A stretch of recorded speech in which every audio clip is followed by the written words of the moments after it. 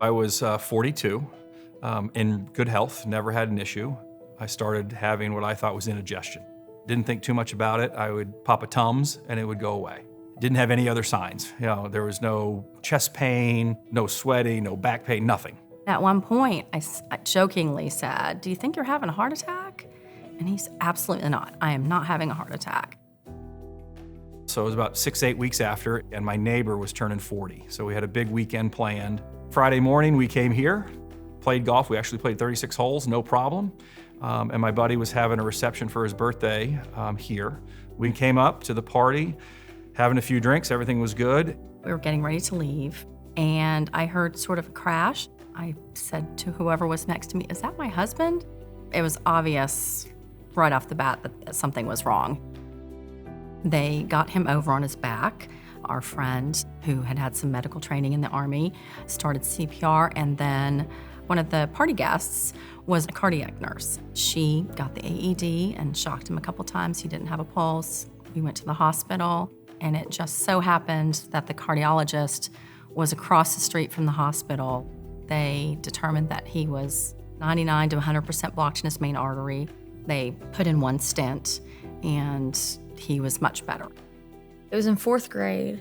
I was young, so I was confused. I never really realized what was going on until middle school. I just remember waking up and then my mom coming upstairs and being like, "Your dad's in the hospital." And I just remember being shocked. When he collapsed, I wasn't sure what I was going to tell them. What if he didn't survive? That would have been an entirely different conversation. I'm just grateful that they were there, that they knew what to do, and that they saved my dad, because I don't know where we would be without him. The next thing I recall, I woke up and I'm in intensive care. There was a lot of chatter because he had this, what they call the widowmaker, and lived to tell about it, and that's not typical. You're sitting in the hospital bed and you can't do anything, and you're like, why didn't I get it fixed, or why didn't I go to the doctor? And you think you let people down. I realized that I needed to do something obviously different, and I also need to learn CPR and AED. Because his event happened here at the country club, they took measures to have an AED training course.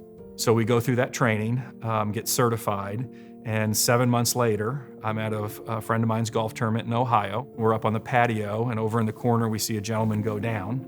I run over, assess him, I can't find a pulse, not breathing, and I start performing CPR on him. They did not have a defibrillator. They called 911, and in the background, I can hear the ambulance coming, and it felt like forever. But it was about 2-3 minutes I performed CPR, and all of a sudden, he started breathing again.